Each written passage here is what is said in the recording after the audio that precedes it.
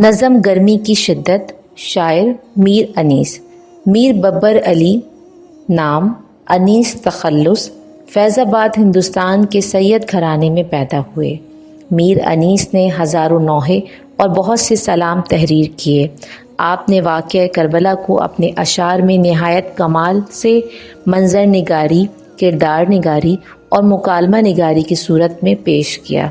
مرثیہ نگاری کی تاریخ میں میر انیس کا نام ہمیشہ زندہ رہے گا۔ نظم: وہ لو وہ آفتاب کی حدت، وہ تاب و تب، کالا تھا رنگ دھوپ سے دن کا مثال شب، خود نہر الکما کے بھی سوکھے ہوئے تھے لب، خیمے جو تھے حبابوں کے تپتے تھے سب کے سب، اڑتی تھی خاک خشک تھا چشمہ حیات کا، کھولا ہوا تھا دھوپ سے پانی فرات کا، آب رواں سے منہ نہ اٹھاتے تھے جانور، جنگل میں چھپتے پھرتے تھے طائر ادھر ادھر، مردم تھے سات پردوں کے اندر عرق میں تر، خس خانہ مرصع سے نکلتی نہ تھی نظر، گر آنکھ سے نکل کے ٹھہر جائے راہ میں، پڑ جائیں لاکھ آب لے پائے نگاہ میں۔ آفتاب، سورج، آب رواں بہتا پانی، آبلے چھالے، آہو ہرن، برگ و بار پتے اور پھل، تاب و تب شدید گرمی، تب بخار، حباب بلبلے، خس خانہ مرصع آنکھوں کی پلکیں۔ نظم گرمی کی شدت میر انیس کی مشہور مسدس ہے، جس میں انہوں نے میدان کربلا کا تذکرہ فرمایا ہے، جو کہ تاریخ میں بہت مشہور ہے۔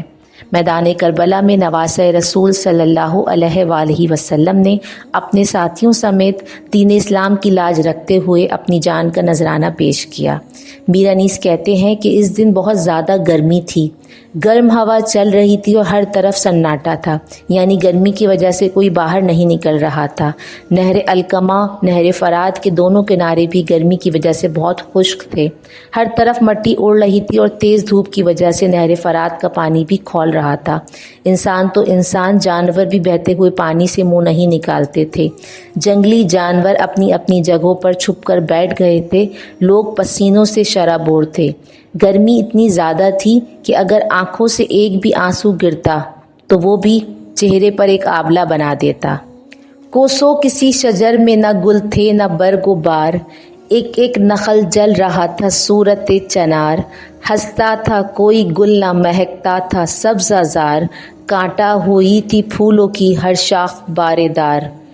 گرمی یہ تھی کہ زیست سے دل سب کے سرد تھے، پتے بھی مثل چہرہ مدقوق زرد تھے، شیر اٹھتے نہ تھے دھوپ کے مارے کچھار سے، آہو نہ منہ نکالتے تھے سبزہ زار سے، آئینہ یہ مہر کا تھا مقدر غبار سے، گردوں کو تب چڑھی تھی زمیں کے بخار سے، گرمی سے مضطرب تھا زمانہ زمین پر، بھن جاتا تھا جو گرتا تھا دانہ زمین پر۔ دل سرد ہونا، ولولہ اور جوش جاتے رہنا، زیست زندگی حیات، شاخ باردار، شاخ جو پھول پھل سے لدی ہو، ہری بھری شاخ، عرق پسینہ، کھولنا پانی کا ابلنا، کانٹا ہونا سوکھ جانا، کچھار شیر کے رہنے کی جگہ، گردوں آسمان، لو شدید گرم ہوا۔ شاعر کہتے ہیں کہ گرمی کا یہ عالم تھا کہ درختوں کے پتے اور پھل بھی گرمی کی وجہ سے سوکھ کر گر گئے تھے، باغوں میں موجود پھول مرجھا گئے تھے، گرمی کی وجہ سے لوگوں کو گھٹن محسوس ہو رہی تھی۔ سورج کا یہ عالم تھا کہ جب ہوا چلتی تھی اور دھول اڑتی تھی تو دھول نے سورج کو دھندلا کر دیا تھا، یعنی ہر طرف دھول کا عالم تھا۔ ایسا محسوس ہوتا تھا کہ زمین کی گرمی کا اثر آسمان پر بھی ہو گیا ہے اور اس لیے بادل غائب ہو گئے تھے۔